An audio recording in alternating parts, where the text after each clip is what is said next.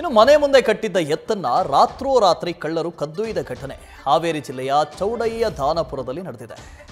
ಮುಖಕ್ಕೆ ಮಾಸ್ಕ್ ಕಟ್ಟಿಕೊಂಡು ಬಂದು ಕಳ್ಳರು ಕೈಚಳಕ ತೋರಿದ್ದಾರೆ.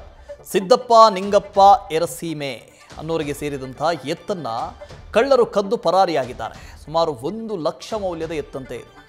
ಇನ್ನು ಆ ಎತ್ತನ್ನ ಕದ್ದೊಯ್ದಿರುವಂತಹ ದೃಶ್ಯ ಸಿಸಿಟಿವಿಯಲ್ಲಿ ಸೆರೆಯಾಗಿದೆ. ಆ ದೃಶ್ಯದಲ್ಲಿ ಗಮನಿಸ್ತಾ ಇದ್ದೀರಿ, 1 ಲಕ್ಷ ಬೆಲೆ ಬಾಳುತ್ತಂತೆ ಆ ಎತ್ತು. ಅದನ್ನು ರಾತ್ರೋರಾತ್ರಿ ಕದ್ದಿದ್ದಾರೆ. ಹೇಗೆ ನೋಡಿ, ಒಂದು ಓಮ್ನಿ ಕಾರು, ಆ ಓಮ್ನಿ ಕಾರಿಗೆ ತುಂಬಿಸಿ ಎತ್ತನ್ನು ಕದ್ದೊಯ್ದಿದ್ದಾರೆ. ಆ ಸಿಸಿಟಿವಿ ದೃಶ್ಯ ಲಭ್ಯವಾಗಿದೆ.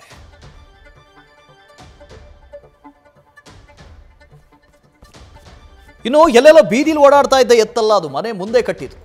ಆ ಮನೆ ಮುಂದೆ ಕಟ್ಟಿದ್ದಂಥ ಎತ್ತನ್ನು ಕದ್ದಿರೋದು. ಇದು ಹಣಕ್ಕಾಗಿ ಕದ್ದಿದಾರ, ಏನು ಕತೆನೋ ಗೊತ್ತಿಲ್ಲ. ಯಾಕೆಂದರೆ 1 ಲಕ್ಷ ಬೆಲೆ ಬಾಳುತ್ತಂತೆ ಆ ಎತ್ತು. ಹಾಗಾಗಿ ಬೇರೆ ಕಡೆ ಮಾರಿದ್ರೆ ದುಡ್ಡು ಸಿಗುತ್ತೆ ಅಂತ ಕದ್ದಿದಾರ. ಅಷ್ಟು ದೊಡ್ಡ ಎತ್ತು ಓಮ್ನಿ ಒಳಗೆ ಹಾಕೊಂಡು ಹೋಗಿದ್ದಾರೆ. ಆ ದೃಶ್ಯದಲ್ಲಿ ಬಹಳ ಕ್ಲಿಯರ್ ಆಗಿ ಕಾಣಿಸ್ತಾ ಇದೆ.